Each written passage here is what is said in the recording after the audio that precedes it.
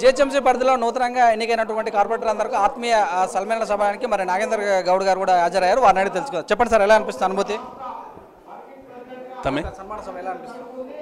ఈరోజు గౌడ సోదరులు ఈ జిహెచ్ఎంసీ లోపల 14 మంది గెలవడం జరిగింది. వాళ్లకు సంఘం తరపున వారందరికీ కూడా సన్మానాలు పెట్టడం జరిగింది. నేను ఒకటే వాళ్లకు తెలియజేయడం జరిగింది, ఏదైతే 14 మంది ఈరోజు గెలవడం జరిగిందో, ప్రజలు మన మీద విశ్వసించి గెలిపించడం జరిగిందో, వారి సేవల లోపల ఎక్కడ కూడా తగ్గకుండా ఎల్లవెల్ల ప్రజలకు అందుబాటులో ఉండి, స్థానిక సంస్థలు అంటే ప్రజలతో ఉండాలి కాబట్టి ఒక అనుభవం ఉన్న, ఒక 30 సంవత్సరాల అనుభవం ఉన్న నాయకునిగా నేను వాళ్ళకందరికీ కూడా తెలియజేయడం జరిగింది. ప్రత్యేకమైన అభినందన నేను తెలియజేస్తా ఉన్నా. పెద్ద ఎత్తున అందరూ కూడా కదిలి వచ్చిన ప్రతి ఒక్క నాయకులకు కూడా పార్టీ రహితంగా వాళ్ళకందరికీ శుభాకాంక్షలు తెలియజేయడానికి వచ్చిన అందరికీ, పాత్రికేయ సోదరులకు, ప్రింట్ అండ్ ఎలక్ట్రానిక్ మీడియాకి అందరికీ కూడా నా పరంగా శుభాకాంక్షలు తెలియజేస్తున్నా, ధన్యవాదాలు తెలియజేస్తున్నాను. గౌడ భవనం ఏదైతే ఉందో అది మరి ఎప్పటి వరకు అయిపోయే అవకాశం మీ దృష్టికి వచ్చింది? ఈ విషయం అయితే గౌరవ ముఖ్యమంత్రి గారు ఏదైతే తెలంగాణ రాష్ట్రం ఏర్పాటైందో, తెలంగాణ రాష్ట్రం ఏర్పాటు కన్నా ముందు కూడా గౌడ సోదరులపైన, గౌడ వృత్తిపైన, ఈ కళ్ళు వృత్తిపైన ఏదైతే కక్ష సాధింపుగా గత ప్రభుత్వాలు చేయడం జరిగిందో, హైదరాబాదులో కళ్ళును నిషేధిస్తూ రాష్ట్రమంతా కూడా కళ్ళును నిషేధించాలనే కుట్రలో భాగంగా దాన్ని అంతా కూడా పసిగట్టిన ముఖ్యమంత్రి గారు ఏదైతే తెలంగాణ రాష్ట్రం ఏర్పాటయ్యి తెలంగాణ రాష్ట్రంలో మనం అధికారంలోకి వస్తామని చెప్పి ముఖ్యమంత్రి గారు అదే రోజు ప్రకటించడం జరిగింది. ఎన్నికల ముందే ఈ తెలంగాణ రాష్ట్రం లోపల కళ్ళు వృత్తిని, గౌడ సోదరులను అందరిని కూడా కాపాడుతానని చెప్పడం జరిగింది. దాంట్లో భాగంగానే ఈ యొక్క హైదరాబాదు లోపల కళ్ళు వృత్తిని అన్నింటిని కూడా మళ్ళా ప్రవేశపెట్టడం జరిగింది. ఈ అల్ల వృత్తిపరంగా గౌడ సోదరులు చాలా ఆనందంగా ఉన్నారు. గౌడ సోదరులు అందరూ కూడా రాజకీయంగా అభివృద్ధి తీసుకురావాలని చెప్పి ముఖ్యమంత్రి గారు అనేక కార్యక్రమాలు చేస్తూ ఉన్నాడు. ఈరోజు దాంట్లో భాగంగానే అన్ని కులాలకు కూడా గౌడ భవనం ఏదైతే గౌడ సోదరులకు ఇస్తుండ్రో, బీసీ భవనం కానీ అదేవిధంగా కులాల వారిగా అందరికి కూడా ఒక భవనాలు ఇస్తున్న పరిస్థితుల్లో గౌడ భవనం కూడా ఇచ్చినందుకు ప్రత్యేకంగా ముఖ్యమంత్రి గారికి నేను ధన్యవాదాలు తెలుపుతా ఉన్నా. అది అతి త్వరలో దాని టెండర్ పొజిషన్లో ఉన్నది కాబట్టి మా కార్పొరేషన్లో టెండర్ కావాల్సిన అవసరం ఉన్నది. దాన్ని పూర్తి స్థాయిలో టెండర్స్ అవన్నీ ఫార్మాలిటీస్ కూడా కంప్లీట్ చేయించేసి గౌడ సోదరులకు అందరికీ కూడా అంకితం ఇవ్వడం జరుగుతుంది. అయితే ఇలాంటి ప్రోగ్రాంలు పెట్టినప్పుడు కేవలం ప్రజాప్రతినిధులే మాట్లాడుతున్నారు కానీ ఇక్కడ వచ్చినటువంటి సామాన్య కార్యకర్తలు అంటే ఎవరైతే గౌడ సంఘంలో ఉన్నారో వాళ్ళకు అలా గొంతు వినిపించడానికి సమయం ఇస్తలేరు. వచ్చినటువంటి మినిస్టర్ అయితే మాట్లాడగానే వెళ్ళిపోతారు, కానీ సమస్యలు ఇంటలేరు, ఏమింటలేదు. ఇది కేవలం అంగవారు బాటల కోసం చేస్తున్నారట వినబడుతుంది. దీని మీద మీ అభిప్రాయం ఎలా ఉంది? అంటే 14 మంది గెలిచారు కాబట్టి 14 మందికి సన్మానం చేసే కార్యక్రమం లోపల సడన్గా ప్రోగ్రాం తీసుకున్నారు. మంత్రులకు కూడా వివిధమైన కార్యక్రమాలు ఉన్నాయి, శాసనసభ్యులకు కూడా వివిధమైన కార్యక్రమాలు ఉన్నాయి.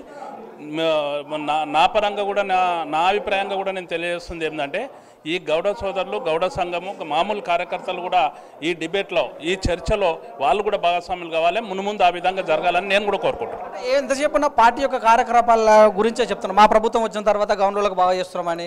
అయితే కాంగ్రెస్ వాళ్ళు అయితేనే, బీజేపీ వాళ్ళు మిగతా వాళ్ళకి పెద్ద అవకాశం ఇవ్వట్లేదు, వాళ్ళ యొక్క కూడా తీసుకోవట్లేదు. రెండవది ఇంకా నీరా ప్రాజెక్ట్ అయితే కళ్ళు సంబంధించిన విషయం గత ఎప్పటి నుంచో ఉన్న సమస్యలే. అయితే ప్రభుత్వం కొద్ది వరకు ఇచ్చినప్పటికీ కూడా మరి ఏదైతే ఎక్సైజ్ శాఖ పనిచేస్తున్నటువంటి బారు, వైన్ షాపులలో మరి రిజర్వేషన్ ఎందుకు ఇవ్వట్లేదు? దాని గురించి మీ ప్రజాప్రతినిధి ఎందుకు పోరాటలేదు? ఎందుకంటే ఇది గవర్నర్లకు సంబంధించిన విషయం కనుక. అంటే ఇప్పుడు వైన్స్లలో కానీ బార్లలో కానీ ఆ డిమాండ్ ఉన్నమాట వాస్తవం. ఎందుకంటే గతంలో సార కానీ కళ్ళు కానీ అన్నీ కూడా గౌడ సోదరుల చేతులలో ఉండేది. ఇప్పుడు బార్లు, వైన్స్లు కూడా కొంత మేరకు రిజర్వేషన్ ఉండాలనేది ప్రధానంగా గౌడ సోదరులు కోరుకుంటున్న ఇది. దాన్ని డెఫినెట్గా కూడా రావాలని మేము కోరుకుంటున్నాం. ఇంకో విషయం కూడా నేను ఈ సందర్భంగా తెలియజేస్తుంది ఏంటంటే, నీరా ప్రాజెక్ట్ అనేది ఈ గౌడ వృత్తులు ఏదైతే వృత్తిని రక్షించడంలో భాగంగా గౌడ సోదరులందరూ కూడా ఒక ప్రకృతి పరంగా సిద్ధించిన ఈ పానీయాన్ని దేవతలు కూడా సురపానంగా స్వీకరించడం జరిగింది. మెడిటేషన్ అంటే మెడిసిన్తో కూడుకున్న ఈ యొక్క సురపానం ఏదైతే ఉందో, కళ్ళు నుండి ప్రకృతిగా వస్తున్న ఈ సురపానం ఏదైతే ఉందో, దీనిని గతం నుంచి కూడా ఈ నీరా ప్రాజెక్టు దీనికి ఒక గౌరవం పెంచాలి, ప్రజల లోపల ఒక విశ్వాసం కలిగించాలని చెప్పి గతంలో మా డిమాండ్ ఉండేది. కేసీఆర్ గారి ద్వారా ఈ యొక్క నీరా ప్రాజెక్ట్ రావడం జరిగింది. గౌరవ మంత్రి గారు శ్రీనివాస్ గారు దాన్ని కృషి చేసి దాంట్లో గౌడ సోదరులకు మాత్రమే, గీత కార్మికులకు మాత్రమే ఈ లైసెన్స్ ఉండాలి, వీళ్ళే భాగస్వాములు ఉండాలనేది కూడా తీసుకొచ్చినందుకు ఈ వృత్తిని రక్షించినట్లయింది. రెండో విషయం నేను తెలియజేస్తుంది ఏంటంటే, పార్టీల పరంగా పార్టీ నాయకులు ఎవరు చెప్పుకున్నా ఎవరు చేసినా వాస్తవాలు మేము చెప్తా ఉన్నాం. ఎందుకంటే గతంలో హైదరాబాద్లో దుకాన్లు బంద్ చేసారు అంటే అది ఒక పెద్ద కుట్ర. ఈరోజు దాన్ని ఓపెన్ చేసిండు అంటే ముఖ్యమంత్రి గారు సాధించిన విజయం, మాకు ఇచ్చిన విజయంగా మేము చెప్తా ఉన్నాం. వాస్తవాలు మాత్రమే చెప్పేది మేము కాబట్టి ఈరోజు ముఖ్యమంత్రి గారు గౌడుల సంక్షేమం కొరకు, ఈ వృత్తి కొరకు, ఇక్కడ సోదరుల కొరకు అందరికీ అన్ని అవకాశాలు రావాలనే, రాజకీయంగా కూడా మాకు అవకాశాలు రావాలని చెప్పి ముఖ్యమంత్రి గారు ఏదైతే చేస్తుండో వాస్తవాలు చెప్తున్నాం. తెలంగాణ రాష్ట్రం లోపల కేసీఆర్ గారు మాత్రమే ఈ యొక్క వృత్తిని కానీ ఈ కులాన్ని కానీ అందరిని కూడా ఆదరిస్తున్న పరిస్థితి అని చెప్పి సందర్భంగా నేను తెలియజేస్తున్నాను. అతి ప్రమాదమైనటువంటి వృత్తి చెట్టు పైకి ఎక్కడం దిగేంత వరకు, ఇంటికి వచ్చేంత వరకు కూడా, తర్వాత కూడా కొన్ని చోట్ల దాడులు కూడా చేస్తారు గౌన్ల పైన. అయితే ముఖ్యంగా యువకులు ఆ వృత్తిని వెళ్ళాలంటే చాలా ప్రమాదకరంగా వెళ్ళలేకపోతారు. మిషనరీ విషయంలో ప్రభుత్వం ఇప్పటివరకు కూడా 2014లో గెలిచినటువంటి ప్రభుత్వం హడావిడి చేసింది, మిషన్లు ఇప్పిస్తాం మీకు గౌన్లలో కానీ ఇప్పటికి కూడా అలాగనే ఉంది. కానీ వాటి విషయంలో ముందుకు వెళ్ళలేదు అన్నట్టు చెప్తుంది. మినిస్టర్స్ మారారు, ఎక్సైజ్ శాఖలు మారింది, వస్తున్నారు, కళ్ళబొల్లి మాటలు మాత్రం చెప్తున్నారు. గౌన్లకు నిజంగా కూడా ఈ మిషన్ ఎందుకు చేపట్టలేదు అని ఒక వాదం వినబడుతుంది. దీని ఎలా చెప్తారు? అంటే అంచెలంచెలుగా అన్నిటిని కూడా ఏర్పాటు చేస్తున్నాడు ముఖ్యమంత్రి గారు. కానీ కాకపోతే ఒకటి ఏంటంటే ఏదైతే గతంలో చేసిన తీరుగా చెట్ల పేరు చెప్పి చెట్లు లేవని చెప్పేసి చెట్లనన్నీ నరికించి చెట్లను కూడా గౌడ్ల సోదరులకు ఇవ్వకుండా ఆ చెట్లనన్నీ నరికి రియల్ ఎస్టేట్ వ్యాపారం చేస్తున్న పరిస్థితి లోపల ఈరోజు చెట్లను పెంచే ప్రోగ్రాం ప్రభుత్వమే చేపట్టింది. అనేక ప్రాంతాల లోపల కూడా చెట్లు పెంచుతూ ఉన్నారు. అదేవిధంగా ఎక్కడైతే చెరువులు కొత్తగా ఏర్పాటు అయినాయో ఆ చెరువులన్నిటి కూడా గౌడ సోదరులకు ఇచ్చి, గీత కార్మికులకు ఇచ్చి చెట్లు పెంచిపిస్తూ ఉన్నారు. అంతా కూడా తెలంగాణ రాష్ట్రం అంతా కూడా ఈత చెట్లు కానీ, ఖర్జూర చెట్లు కానీ, తాటి చెట్లు కానీ ఈ విధంగా జరుగుతూ ఉంది. ఈ వృత్తి ఏదైతే ప్రమాదకరమైన వృత్తి అనేది నేను కూడా అంగీకరిస్తూ ఉన్నా.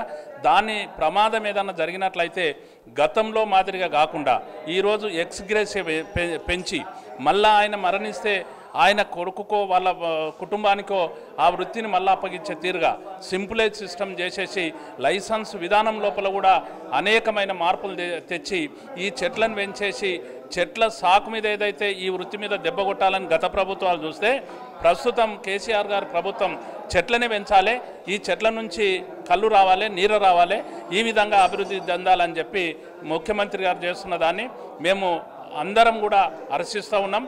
రాను తరం లోపల ఇంకా భవిష్యత్తు లోపల గౌడ సోదరులకు అందరికీ కూడా అనేకమైన కార్యక్రమాలు జరుగుతాయని కూడా ఈ సందర్భంగా నేను తెలియజేస్తాను. Thank you sir, thank you very much.